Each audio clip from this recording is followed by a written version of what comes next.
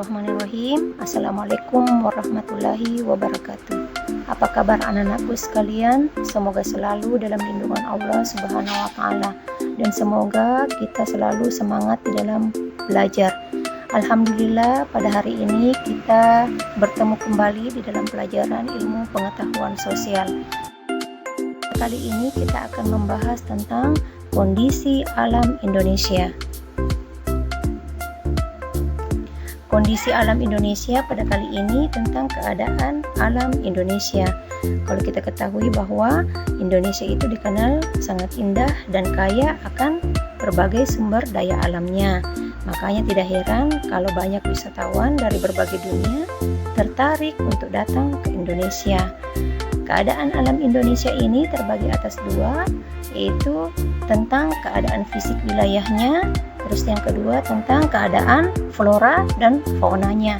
Terus keadaan fisik wilayah ini terbagi pula atas dua. Yang pertama perlu kita ketahui tentang keadaan iklimnya. Yang kedua perlu kita ketahui tentang bagaimana sebenarnya bentuk muka bumi Indonesia.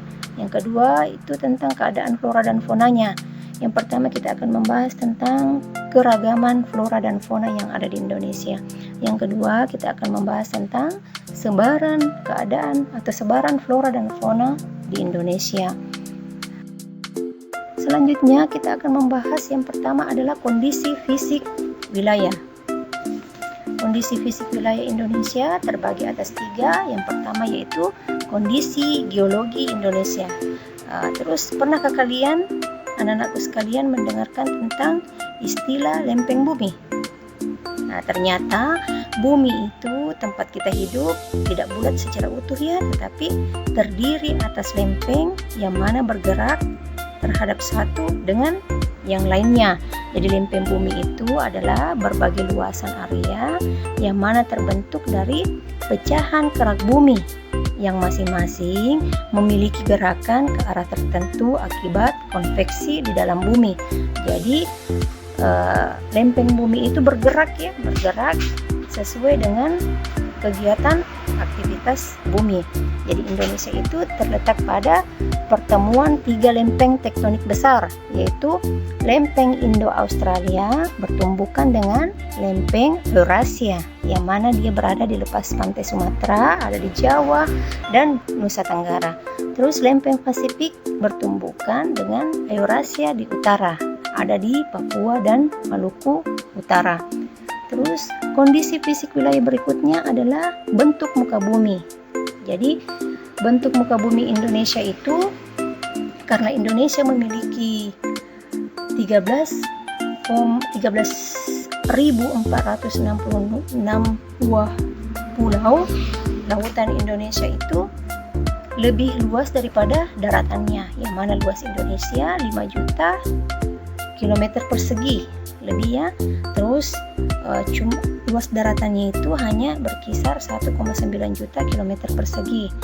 Kalau lautnya ada 3,2 kilometer persegi, berarti luas lautnya lebih besar atau lebih luas daripada daratannya.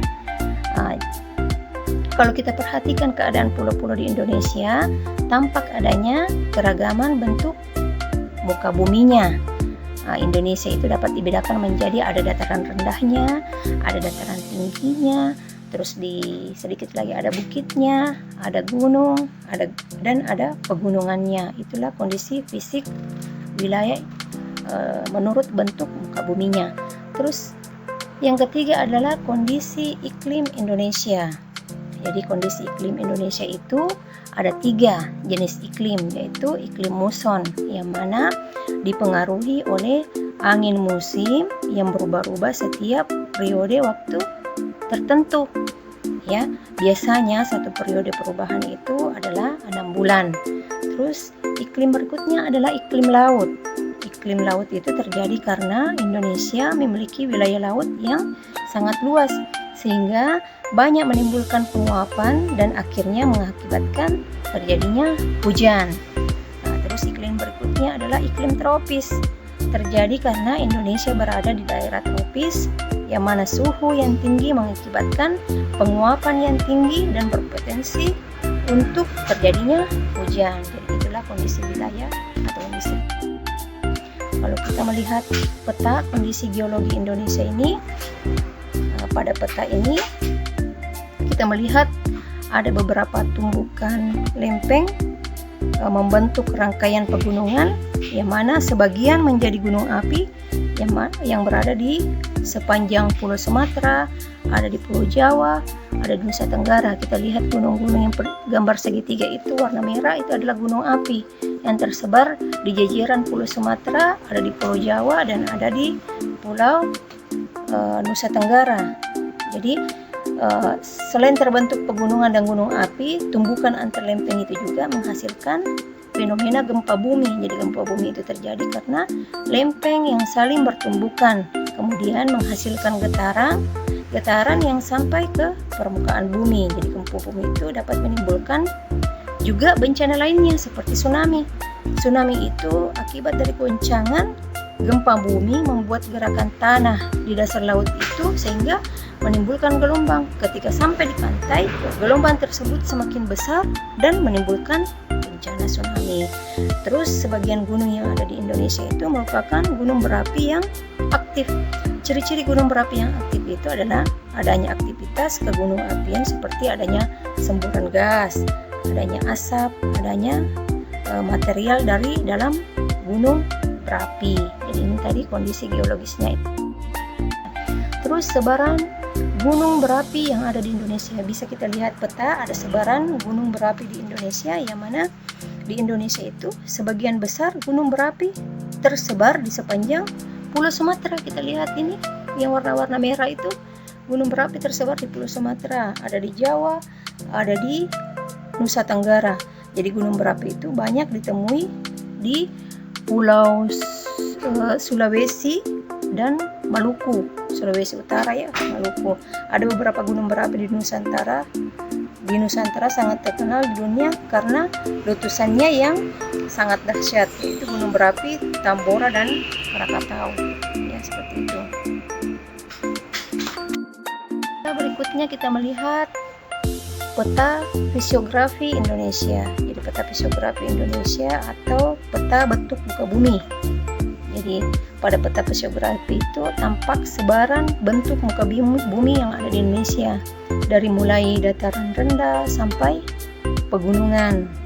Jadi kita lihat keterangannya di bawah itu ada simbol-simbol berwarna. Jadi simbol berwarna kuning itu menunjukkan kalau dia dataran rendah. Kalau warna hijau itu menunjukkan daerah perbukitan. Kalau warna orange itu menunjukkan kalau dia dataran tinggi. Kalau warna coklat itu menunjukkan kalau dia pegunungan. Jadi di sepanjang Pulau Sumatera itu ada warna coklat tua itu menunjukkan dia adalah pegunungan. Itu peta fisiografi. Terus keadaan flora dan fauna Indonesia. Jadi keadaan flora dan fauna Indonesia, yang pertama tentang persebaran flora Indonesia.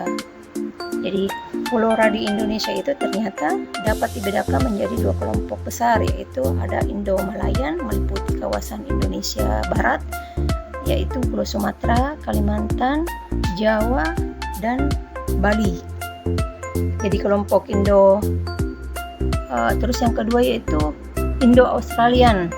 Indo-Australian itu meliputi tumbuhan yang ada di kawasan Indonesia Timur. Pulau-pulau yang termasuk dalam kawasan Indonesia ini adalah Pulau Sulawesi, ada Nusa Tenggara, Maluku, Papua. Jadi perbandingan karakteristik flora yang ada di Indonesia Barat dan Indonesia Timur itu ada pada tabel berikut. Kalau di Indonesia Barat itu jenis meranti-merantian sangat banyak. Terdapat berbagai jenis lautan, tidak terdapat hutan kayu putih, jenis tumbuhan matoa sedikit, jenis tumbuhan sagu sedikit, terdapat berbagai jenis nangka. Terus kalau di Indonesia Timur itu jenis meranti-merantian hanya sedikit, kebalikannya yang tadi ya. Ya, kebalikannya yang tadi.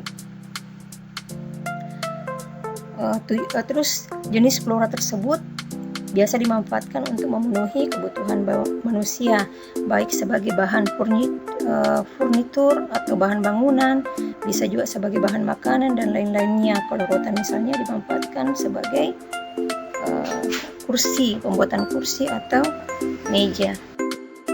Persebaran fauna yang ada di Indonesia terbagi atas 3. Fauna di Indonesia itu dikelompokkan menjadi 3 corak yang berbeda. Yang pertama itu tentang fauna bagian barat. Jadi fauna bagian barat, fauna Indonesia yang mana tipenya itu asiatis, artinya mencakup wilayah Sumatera, Jawa, Bali, dan Kalimantan. Terus mamalianya, karakternya itu karakter mamalianya sih di daerah fauna bagian barat itu berukuran sangat besar ya, banyak besar, yang mana ditemui seperti gajah, ada macan, ada tapir, ada badak bercula 1, ada banteng, ada kerbau, ada rusa, babi hutan, orang hutan, ya seperti itu. Kalau mamalia di wilayah ini banyak ditemukan seperti ular, buaya, tokek, kadal, biawak, ya seperti itu. Terus kalau burung-burungnya ditemui diantaranya burung hantu, gagak, jalak, elang, merak, tilang, dan berbagai macam unggas lainnya. Terus yang kedua yaitu fauna Indonesia Tengah, biasa disebut dengan fauna yang tipenya tipe peralihan, di mana wilayah fauna Indonesia Tengah ini disebut pula wilayah fauna Kepulauan Welach, mencakup Sulawesi, Maluku, Timor, dan Nusa Tenggara, serta beberapa pulau-pulau kecil yang disertai dengan pulau-pulau lainnya di sekitar pulau-pulau besar tersebut. Terus fauna yang penghuni wilayah ini seperti babi rusa, anoa, ya, kuskus, monyet hitam, kuda, sapi, ya seperti itu. Kalau jenis reptilnya itu seperti komodo, buaya, ular, dan berbagai macamnya. Terus kalau untuk burung atau unggasnya ada biasanya kakak tua, burung nuri, seperti itu. Terus fauna yang ketiga yaitu fauna Indonesia bagian timur. Jadi fauna Indonesia bagian timur atau disebut dengan tipe Australik, ya, tipe Australik, tersebar di wilayah Papua, Halmahera, dan Kepulauan Aru. Jadi fauna ini berupa mamalia yang penghuni wilayah ini seperti kanguru, beruang, kuskus juga ada, ya seperti itu. Itulah tadi persebaran fauna yang ada di Indonesia.